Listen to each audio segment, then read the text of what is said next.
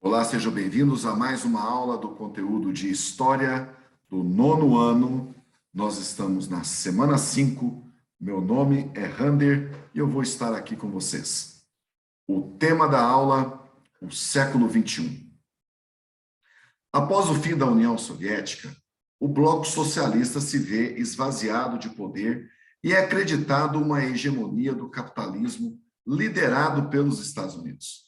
Ainda há nações ditas socialistas, como Cuba e Coreia do Norte, e nações de economia capitalista e política socialista, China e Vietnã.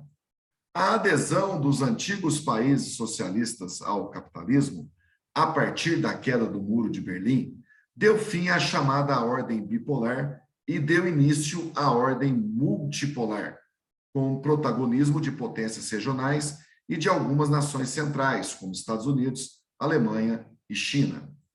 Essa reorganização da política global, que caracteriza o momento em que vivemos, reacendeu antigas questões que foram amenizadas pela bipolarização da Guerra Fria. Essas questões envolverão o protagonismo estadunidense na economia e liderança global e as determinações identitárias regionais. Ainda no emaranhado de acontecimentos desencadeados pelo fim do Bloco Socialista, os Estados Unidos se envolveram na Guerra do Golfo contra a nação iraquiana. As ações estadunidenses nesse conflito apresentaram um novo panorama para as guerras. Não há comparação entre o poder bélico dessa nação em relação a nenhum outro Estado e o desenvolvimento de um outro tipo, mas não menos catastrófico, de guerra: ataques a populações civis por meio de atentados terroristas.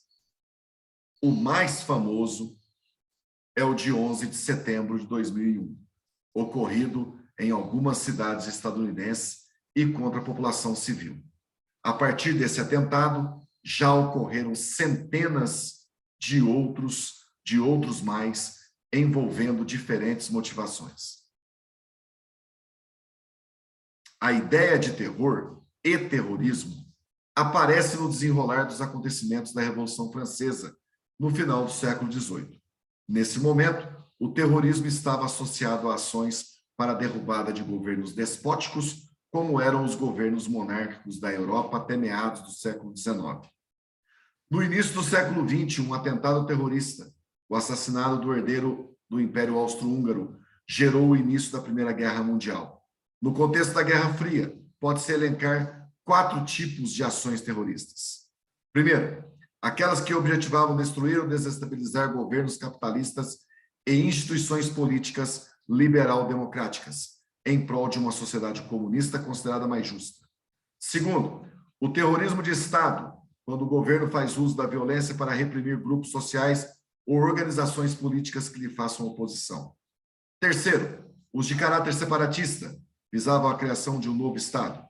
E o quarto, terrorismo negro, contraposição ao terrorismo vermelho dos grupos comunistas.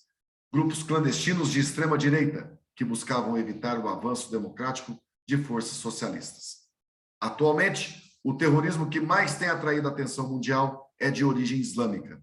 Sobre o terrorismo islâmico, que não representa um anseio da maioria dos fiéis dessa religião, afirma-se que o islamismo, como projeto universalista, tipicamente não territorial, cujo protótipo é a Al-Qaeda, espalha-se atualmente sob a forma de clones clandestinos dessa organização, atuando em uma grande gama de países, principalmente afroasiáticos.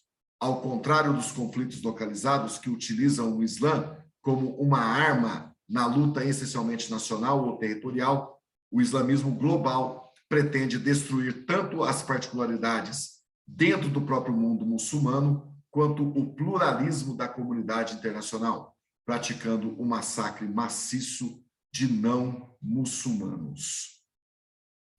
A partir de 2011, o fluxo migratório para a Europa sofreu intenso aumento, o que desencadeou numa grande crise migratória no continente. De acordo com a ONU, estima-se que apenas no ano de 2014, o continente europeu tenha recebido cerca de 6,7 milhões de imigrantes. As nações de onde mais saem imigrantes são Síria, Afeganistão, Iraque, Líbia e Eritreia. A Síria, por estar numa guerra civil, é o país que possui o maior grupo de refugiados do mundo. Tanto o Afeganistão quanto o Iraque vivem, desde 2001, em virtude da invasão estadunidense, uma grave crise política, como a recente retomada de poder no Afeganistão pelo grupo Talibã. As nações africanas da Líbia e da Eritreia convivem com regimes opressores e antidemocráticos. Esses fatores, adicionados aos diversos problemas sociais, levam um bom contingente da população a migrar para outras regiões. Outro fator para esses países apresentarem uma grande soma de emigrantes é a atuação do Estado Islâmico em seus territórios. Essa organização extremista se aproveita das guerras civis e da situação de pobreza para expandir a sua área de domínio. Uma vez que a organização domina uma determinada região, implanta-se um sistema de governo baseado em uma visão extremista das leis islâmicas. Conceitue com suas palavras a ideia de terrorismo. É o emprego sistemático da violência para fins políticos, especialmente a prática de atentados e destruições por grupos cujo objetivo é a desorganização da sociedade existente e a tomada do poder. Escreva um parágrafo relacionando as questões do terrorismo atual com a questão da migração para o continente europeu. As atuais ondas de imigração para a Europa estão relacionadas com as dificuldades econômicas enfrentadas pelos países subdesenvolvidos e emergentes. Outro fator importante são as guerras civis, que expulsam a população local de seu país de origem. Os grupos terroristas estão se aproveitando dessa onda migratória para infiltrar pessoas dispostas a praticar ações terroristas depois de anos de incubação e preparação dentro do continente europeu. Número 3. Quais as razões para o aumento do fluxo migratório para os países da Europa? Dificuldades econômicas enfrentadas pelos países subdesenvolvidos e emergentes, guerras civis que expulsam a população local de seus países e a necessidade de imigrantes por parte da Europa. E a resposta do número 4, letra C. Muito obrigado a todos e até a nossa próxima aula.